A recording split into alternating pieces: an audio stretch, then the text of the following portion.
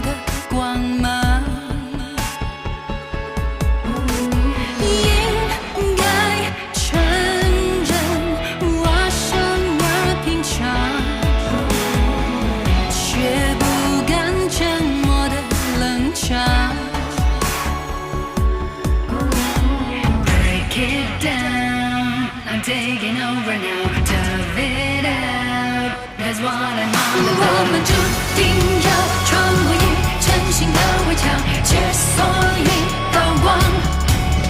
我们知道未来还有无限的巨浪挡在我前方，他们都筑成令我登高望远的路，试炼我启发我成就我给我的量，最终决定自己命运的走向，握在我手上。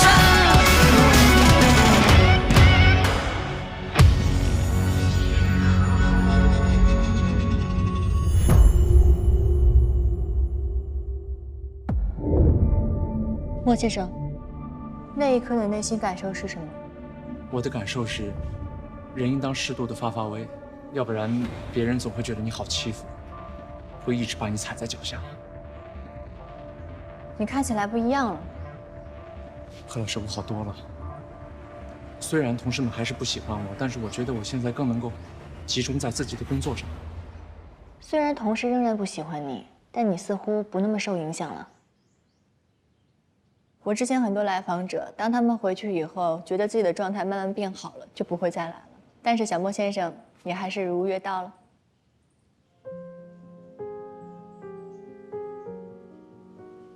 我觉得我还是离不开这层关系。小莫先生，我觉得你可能有话要讲，但是你还没有准备好。我不是受害者了，我不再是了。不再是受害者，让你感觉到开心。我不开心。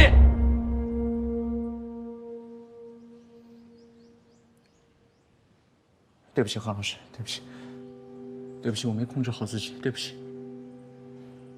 没关系，在我这里你可以释放你任何的情绪。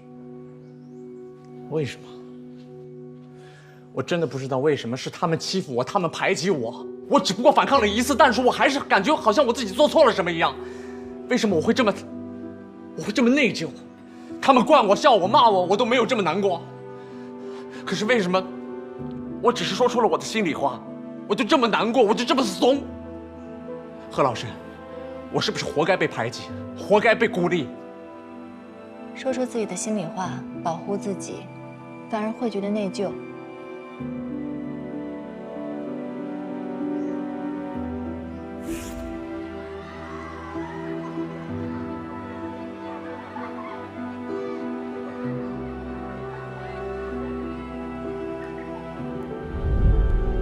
如果说出自己的内心真实想法是保护自己的最好方式，可你的感受是，你的安全不应该建立在伤害别人的基础之上。嘿，为了感谢你在考场上严守考规，成功阻止我们误入歧途，哎，我们给你买了个小白兔奶糖。不用了，不用了。让你接就接，斯卡，快一点儿！特别甜，尝尝。快吃！再想想就告诉老师。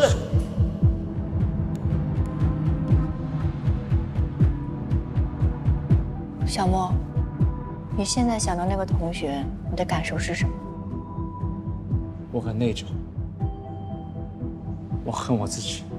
我原本可以跟老师或者是校长说，但是我没有，我躲了起来。我像一个懦夫，像一个孬种一样躲了起来。我躲在一个角落里面，我能听见他们的声音，我能听见他在抽搐。我知道他多么希望这个时候有一个人站出来，但是没有，我没有。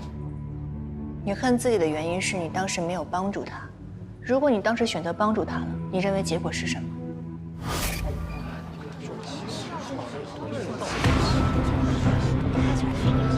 来，就是那个人打那个，说啥，不浪费。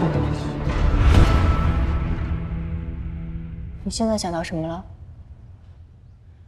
我又被孤立了，我又被打了。发生了什么吗？因为我帮了他。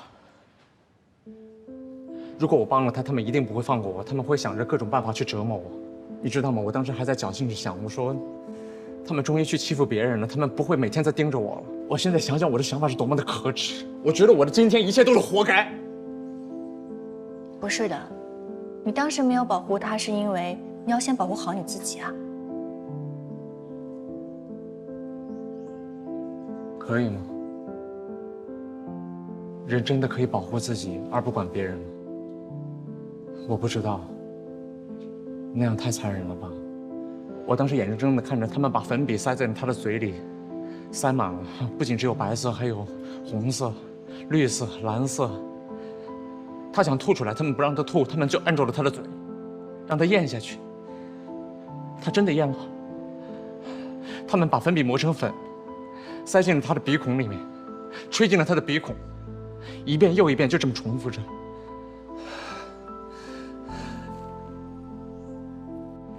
那一年，他只有14岁。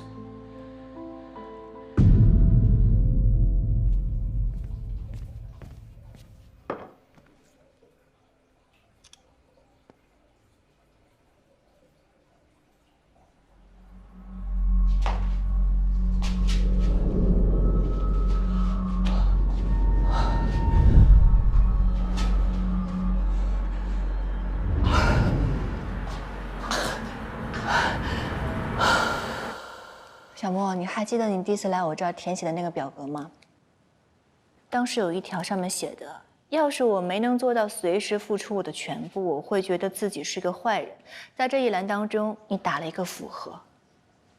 何老师，我就是一个坏人，我太自私了，我太自私了。可是小莫，你觉得你不值得被保护吗？你保护自己没有错，如果你想成为一个更勇敢的人，你想去保护别人，那首先你要做到的是要保护好你自己。我觉得这一刻我可以理解你，我也懂你为什么会感到孤独，因为从小到大，没有一个人站在你的身边。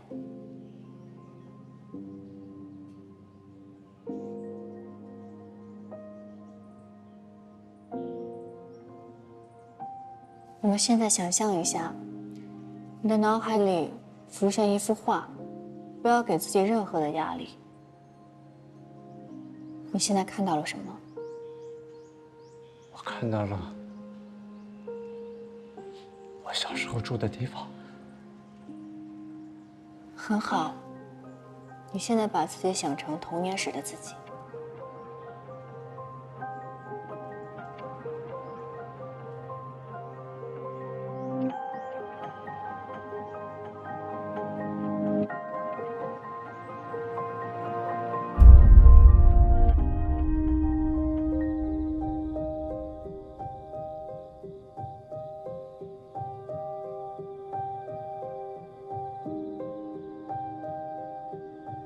你可以走到外面的房间，告诉我外面都有什么吗？这是我们在客厅，爸爸妈妈在工作。很好，现在请你走到他们面前，叫一叫他们。爸爸妈妈，告诉他们，你在学校过得不好。最近班上的同学老是欺负我。是吗？他们给我起外号，还推我。那是他们跟你开玩笑呢。可是我不喜欢被开玩笑，我每次一想都很难过。那你就跟他们说你不喜欢。我说了，但是他们不听。那你就别去招惹他们。我没有招惹他们。不是你先招惹他们，他们怎么会欺负你呢？小莫，如果别人不喜欢你，要多从自己身上找原因，知道吗？莫雨，你得学着跟同学们搞好关系，不能总像跟爸爸妈妈在一起这样，跟同学耍小性子啊，乖。你们根本就不爱我。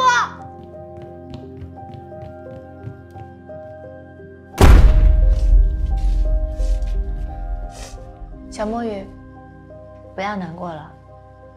现在我们要让长大的你通过时空隧道穿越过来，告诉你一些关于童年不一样的事情，好吗？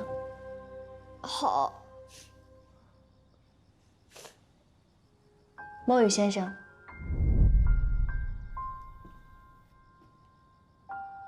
他现在就在你面前了，你有什么话想跟他说吗？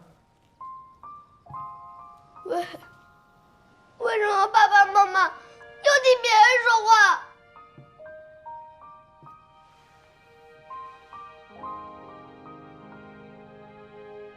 他们不是替别人说话，他们只是不知道该怎么帮助你。他们不爱我吗？他们爱你，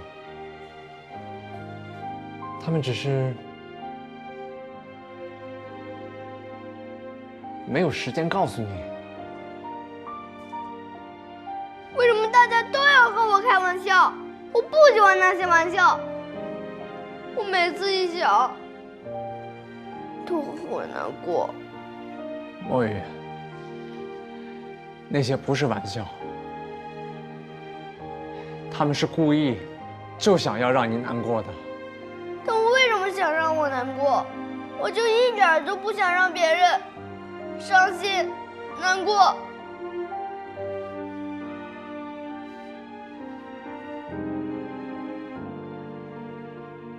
你说的对，让别人难过是错误的，那些故意伤害你的人，他们都是不对的。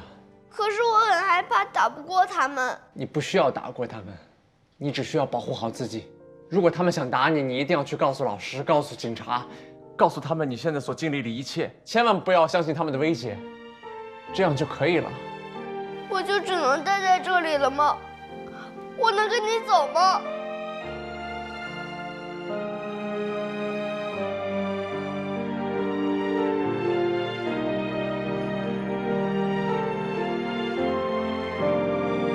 对不起。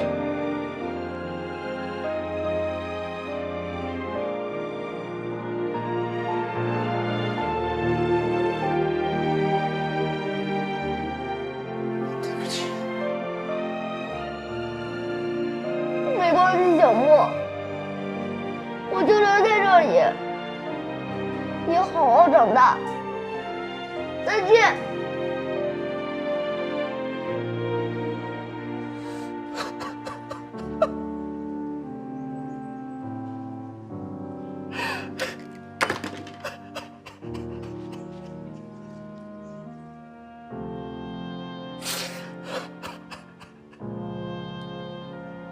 小莫，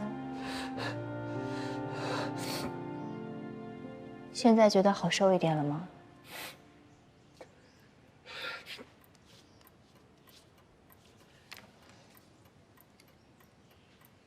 对不起，何老师。一个大男人在你面前哭成这样，对不起，我很久没有这样了。我明白你的心情，但我觉得很开心，你在这里释放了你的情绪和压力，并且讲述了那些对你很重要的事情。我还会再来的。期待下一次我们的咨询。何老师，我想去应征我们部门的主管，你觉得可以吗？这个问题留到我们下次咨询再讨论，可以吗？好，谢谢啊。不客气。我挂一个内科的专家号。实在不好意思啊，您挂这个号今天没有了。又没有啦？实在不好意思，要不然这样吧，我给你挂明天的号吧。现在呢都可以在网上挂号的。哦，对的对的，我可以在网上找是吧？对。哦，可以的。哎，我给你写一下操作流程吧。你回去呢可以让你的家人帮你上网挂号。哦，我女儿很忙的，不舍得打扰她。没事的，我可以试试。行。活到老，学到老，我试试。哎，你等等，有人退号了。真的？哎呀，真的是脑袋好不如运气好。好的，谢谢。好的，太好了。血压高吗？不高啊，前天我还在我们社区检查过了。平常的时候，我每天早上测一次，晚上测一次，都挺正常的。这只是例行提问，您不用紧张，因为高血压总会出现头痛和恶心症状，血常规、尿常规，还有血糖的水平，各项指标都没有什么太大的问题。大夫啊，我会不会是脑瘤啊？那您除了头痛和恶心之外，还有别的症状吗？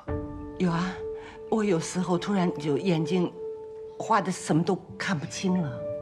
这个视力模糊的成因啊有很多，但也不能完全排除有这种可能性。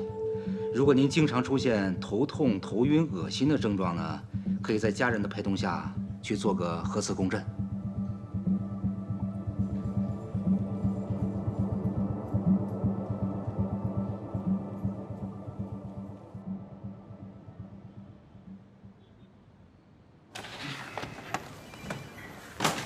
新选题方案。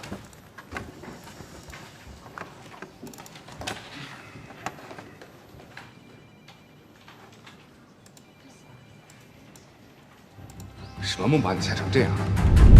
为什么？我是想到了一些不好的事情。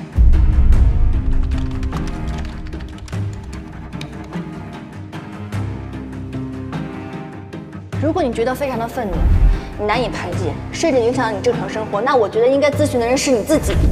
就是赫顿他不太适应这种封闭的空间。幽闭恐惧症啊！别碰我！你能离我远点吗？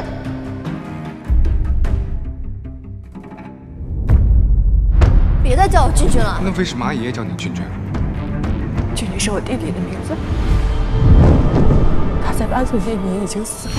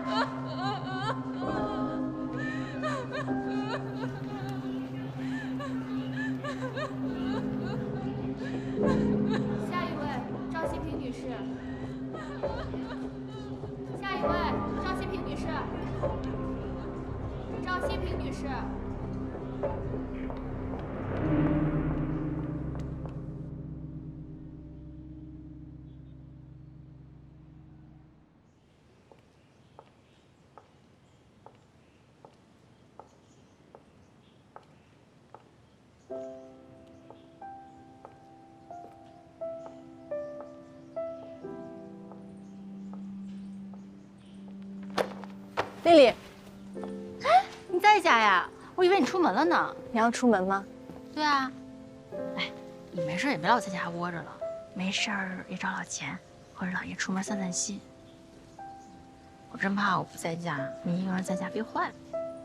你要去谈恋爱吗？啊，对。丽丽，我这段时间实在太忙了，所以我没能观察到你的感受。是我忽视了你，对不起。不是，我谈恋爱跟你忙有什么关系啊？没事儿，别多想。我的意思是说，我对你的关心不够，确实是我的问题。如果有时间的话，我们两个坐下来一起聊一聊，好吗？不是老贺，你一定要让我每天都黏着你吗？就像个大闲人似的，等着你关心我呀？我就谈个恋爱，不至于啊。丽丽，你谈恋爱是个好事，但是我很怕你冲动行事，你明白我的意思吗？我谈个恋爱，我冲动行事什么呀？我不是那个意思。那你什么意思？我觉得物质条件是很重要的一点，但是我希望你能够看清楚这个男人他是不是真的喜欢你，他有没有想对你负责，你要好好的考虑一下。看到豪车了。我只是怕你又跟以前那样，又像以前一样攀高枝被人骗是吗？我在你眼里就是一个悲剧，对吗？你知道吗？你是我最好的朋友，但是为什么这件事情我一直瞒着你？就是因为我受不了你一直想要拯救一切人的样子。你好像总是站在道德的制高点来批判我，我好像做什么都是错的，在你面前我就像是一个乳臭未干的孩子一样。是，我承认我就是喜欢有钱人，我就是缺乏安全感，我就是喜欢大叔，因为我缺少父爱。怎么了？我满足我现在的生活，我会对我的选择负责的，好吗？丽丽，你刚才自己也说了，你是缺乏安全感，所以你不是真的爱他们，你只是需要他们，你能明白吗？你能听我说完吗？我不明白，我不想听。能不能听我说完？你不是真正的爱他们，你只是需要他们，但请你相信，你以后一定能遇到一个你真心喜欢的人。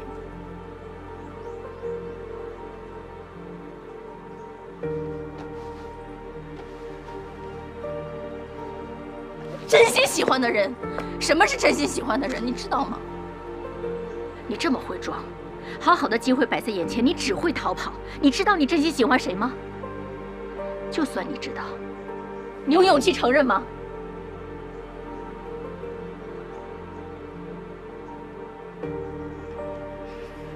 该说的我都说，该做的我也尽力了。你保重吧。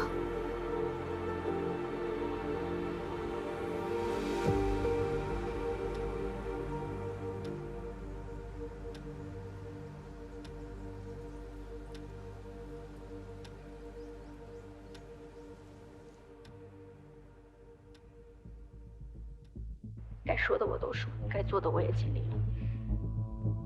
你保重吧。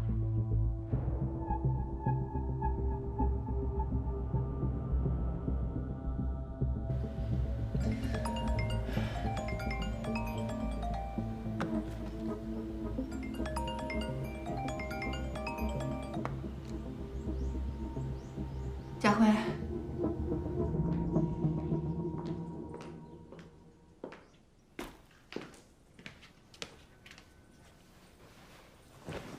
对不起啊，我没想到你们两个会因为这件事情吵架。丽丽之所以跟我这样，也是因为对我太失望了吧？你这么做，其实也是为了她好，怕她被人骗了。佳慧，你有没有觉得我总是站在道德的制高点上去拯救任何人啊？不用说了。何顿。其实你没必要所有事情都做得正确的。生活不是资讯，你没必要每一句话都谨小慎微、绝对的正确。你会和丽丽吵架，你正是表达了你内心最真挚的情感，我觉得你是对的。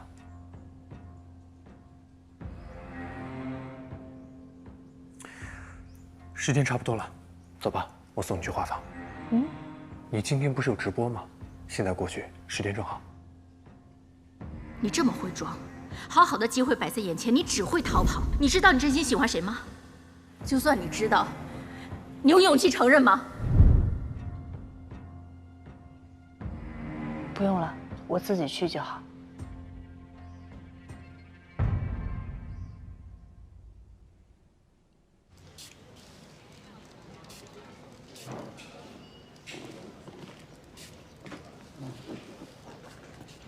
钱哥，这花房都已经够漂亮了，你怎么又买了绿植啊？今天下午呀，碰到一个顶着太阳还在做花场生意的阿妈，就随便买了一条。哎，怎么样？薄荷叶？是不错。钱哥，这个给你，这是你让我整理的最容易导致欺凌发生的几种情况，以及在受到创伤后，受害者很可能面临的几层心理转变，我都已经加到稿子里去了。哎，我刚好有几个问题想问你啊。你稿子里写到这所谓的闯入性症状，到底是什么症状？我一直搞不明白。闯入性症状，就是经历创伤的人会生动地看到或梦到创伤相关的经历，而且他们会在类似的情境中再次体验到强烈的生理反应或心理反应。别再叫我俊俊了。因为特别痛苦，所以他们会回避这类情境。但是它只是暂时将这段记忆封存住了，并不能真正消除痛苦，反而会让他们没有机会走出来。那我能这么理解吗？我们把人的大脑比喻成是一个房间啊，那这不想记起的记忆呢，就好比是一个不停在敲门的人。虽然我们看不到他，但是每一次听到敲门声呢，就是在提醒我们，这敲门的人一直都在，这记忆也始终都在。对对对，这个比喻太恰当了。就是即使门被封死了，这些记忆也会破窗而入。行了，小丽，你再这么下去啊，都快成半个贺老师了。没有，和贺老师比差着还远呢。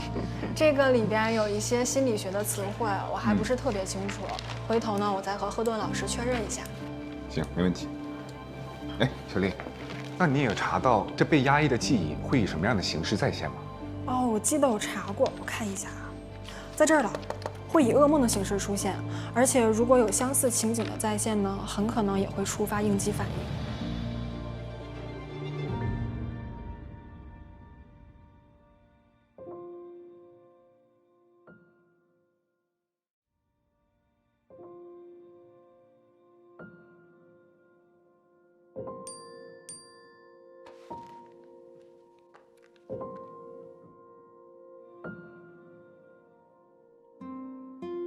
我知道你想问我什么，你不就是想问我是不是谈恋爱了吗？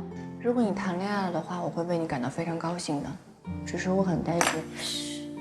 丽丽，你刚才自己也说了，你是缺乏安全感，所以你不是真的爱他们。我不明白，我不想听。能不能听我说完？你以后一定能遇到一个你真心喜欢的人。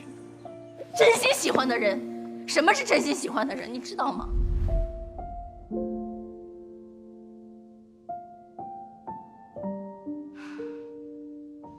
倒计时1分钟。似星光，点亮静谧的心窗。夜未央，天微凉，心扉夜话，即刻。看你嗓子不太舒服，喝点茶润一下。谢谢。小铃铛。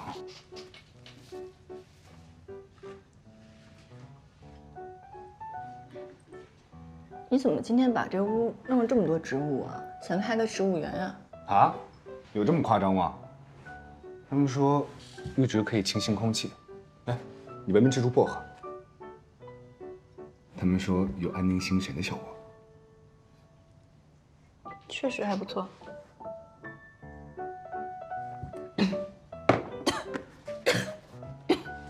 谢谢。这只有桉树香的味道。清神舒压。你这还弄了个娃娃，喜欢吗？我买了2个，开心娃娃。你要是喜欢的话，可以带回家。你都什么时候准备的这些啊？节目还有3秒，继续。3、2、1。欢迎回来，这里是心扉夜话。那我们接下来要聊的话题呢，是跟校园有关的。贺老师，如果你可以穿越回校园时代，来到一个被孤立的同学身边，他每一次呢，只能远远地看着其他同学在嬉戏打闹，却无法加入进去，你会对他说什么？我想我会对他说，你并不是孤单一人。17世纪有位著名的英国诗人曾经说过，没有一个人是一座孤岛，独居在大海之上，每一个人都像是一块小小的泥土，连接成了整片陆地。我想此刻你一定会想，为什么我会经历这样糟糕的人生？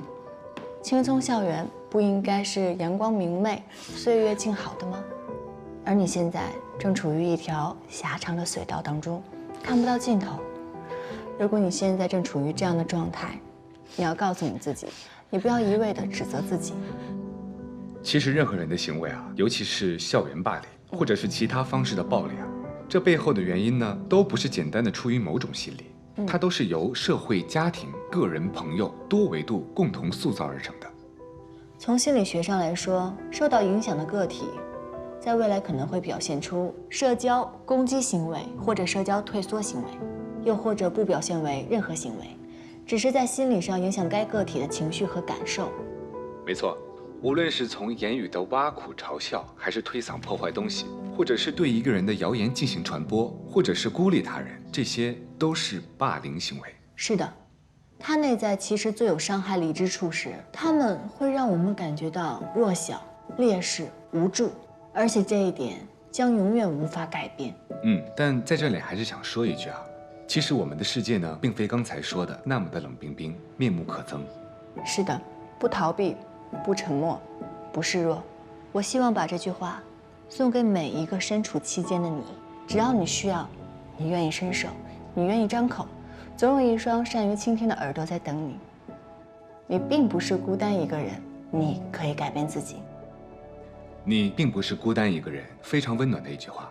哎，那何老师，我还有一个问题，对于那些犯过错的人，想要改正自己，想对那些曾经伤害过的人说一声道歉，那这样的道歉你怎么看待？或者说你会接受吗？我想总要给善良留一个出口吧。好，亲爱的听众朋友们，今天的心扉夜话呢，就陪大家到这里，我们下期再见。老钱，来一下。哎，你等我一下。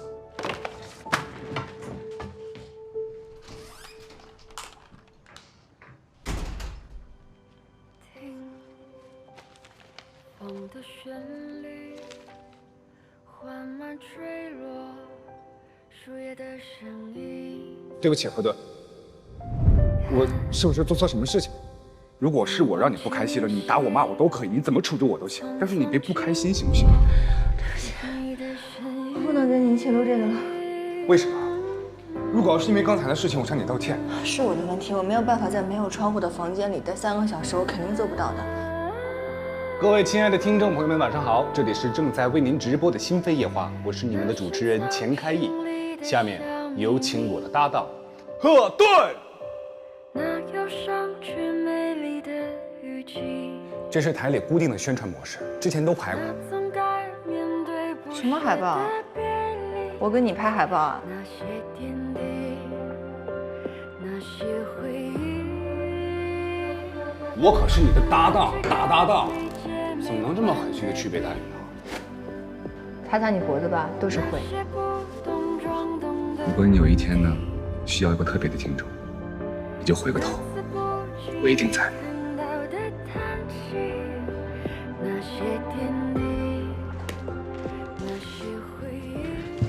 何顿，你等我一下，东子在整理数据，一会儿我送你回去，我再给你带着丽哲回去。啊，别，你给我带回去，我会忘记浇水的。不是还有丽丽吗？她可以照顾好的。没关系，我不带。怎么了？身体不舒服啊？那要不要我先送你回去？不用，我今天回我妈那儿，不回咨询室了。你不是还要去忙吗？去吧。老钱，行，那你到家了跟我说一声。钱开义，谢谢你为我准备的这些。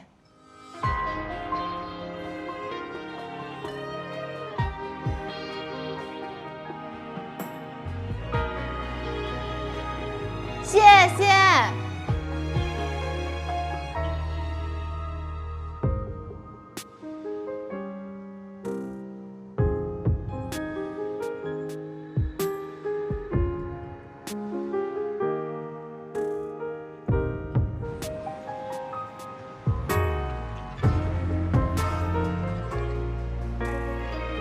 拼个桌可以吗？一会儿还。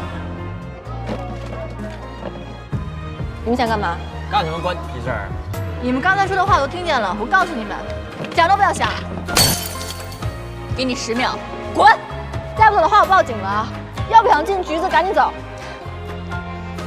给你2个选择：一，让我成为你的心理咨询师；二，让我成为你的好朋友。你选哈。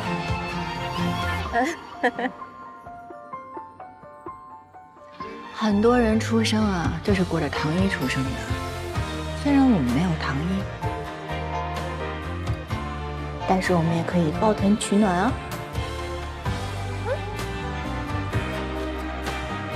小贺，遇到你真好，我也是。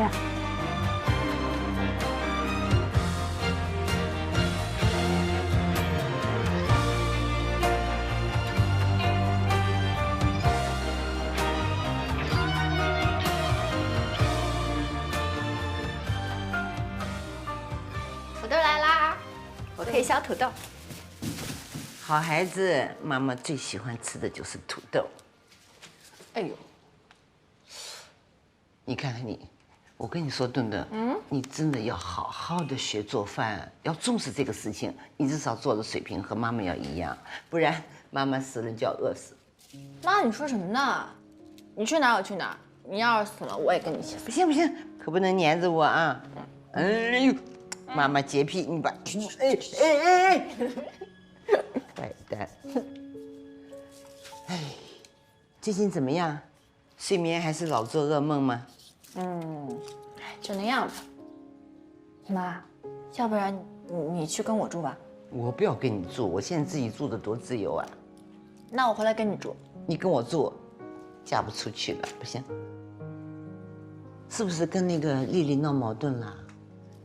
没有，我就是觉得我回来住的话，每天去那边工作，其实有一个仪式感嘛。说的那么大，什么仪式感？骗我，撒谎都不带脸红的，是不是闹矛盾了？没有。我跟你说吧，顿顿，有些问题呀，真的我要好好跟你聊一聊，你别不听。我们这些老太太，要真的聊起来这些人情世故啊，能跟你聊个7天7夜说不完。我就喜欢听你聊，那你快跟我说个7天7夜吧。真的啊？好。我跟你说啊，你这个傻丫头啊，看起来平常很精神啊，哎呀，很刚强啊。其实妈妈最知道了，你内心很软弱，很脆，很善良，有什么事情心里就堵得过不去，对不对？顿顿是这样，你知道人生啊，你遇到的每一个人、每一件事情，看起来就是一小段一小段的，你好像随便无所谓，扔了就扔了，遇到问题我就回避了，就不解决了。那人生你知道是什么？就是一个事一个人，一个事一个人，一件一件的串起来，才凑成你最终的人生啊！你不能老是回避啊，遇到问题就躲避就放弃，那你人生怎么办啊？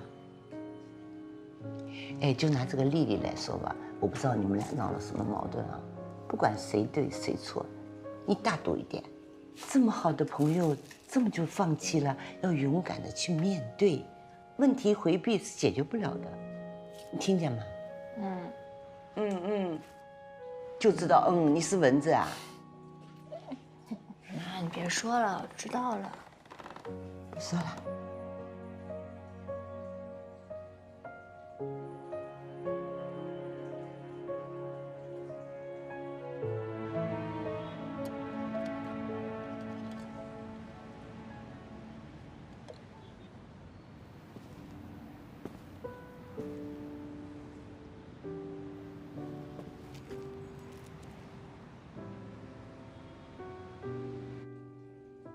顿顿，妈妈就是希望你和丽丽，你们都能好好的。妈妈想着你身边啊，能有个人陪着你，就算我以后不在了，你们也能相互照顾，妈妈也就放心了。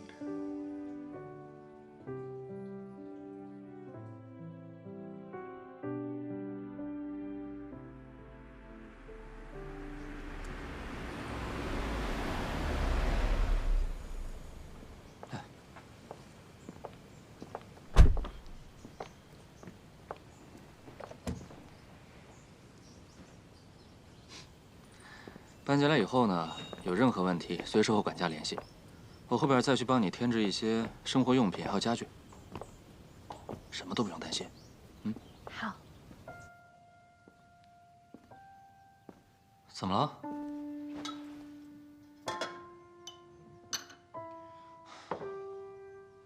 我呀是真没想到，我的竞争对手呢，竟然会是一个女人。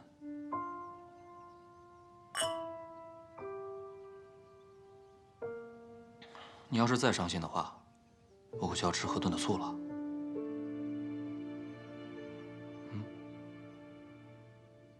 我走之前说了好多伤害他的话，我也不知道我是怎么了。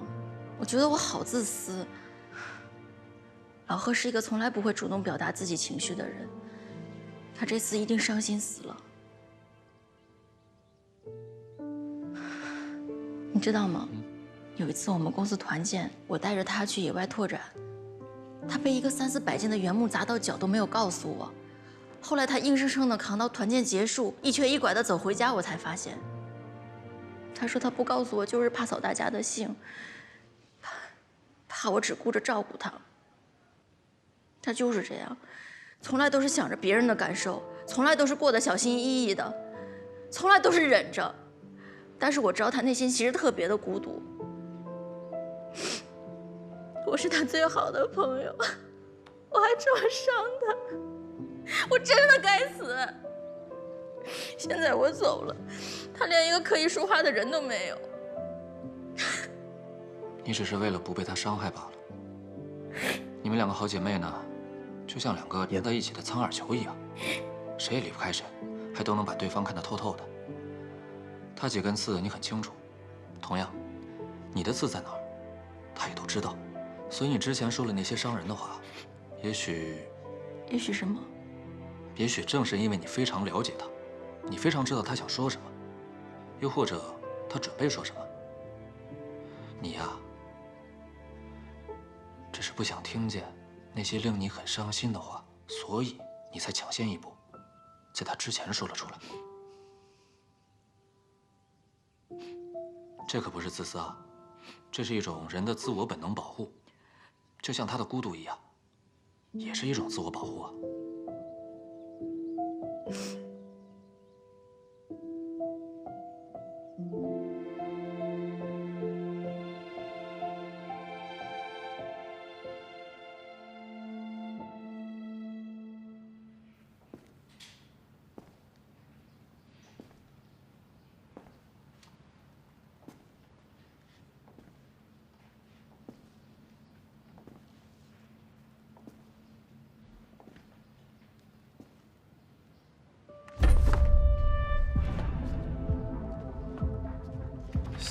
小伙子，你是要买这本书吗？季教授，你是？教授，这是佳慧，季教授。教授你好，我叫叶佳慧。你好，上次送小何来的。叶佳慧。哎呀，是，年纪大了，脑子不好使。季教授你好。你好。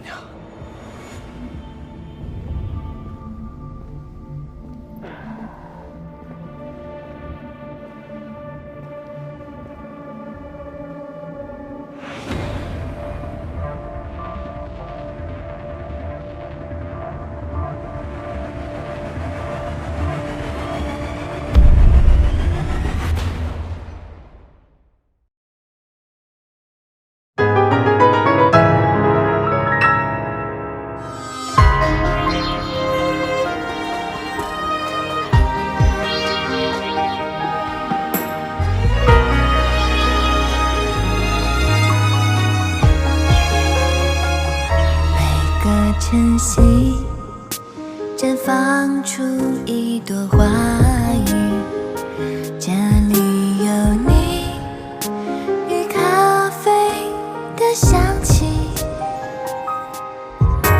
无论是阴霾转雨，还是天气忽然放晴，我都想和你在一起。一阵雨，轻轻的，远远的，飘出了天际，也带走我蓝色和多云的回忆。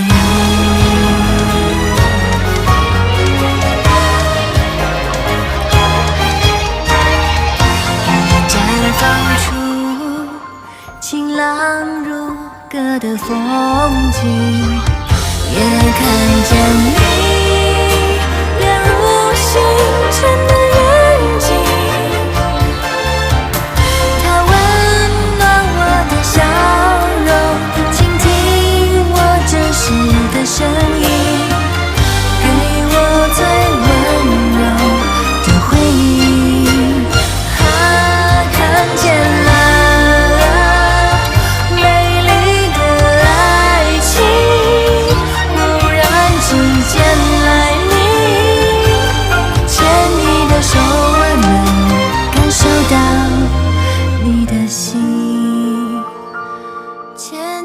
手。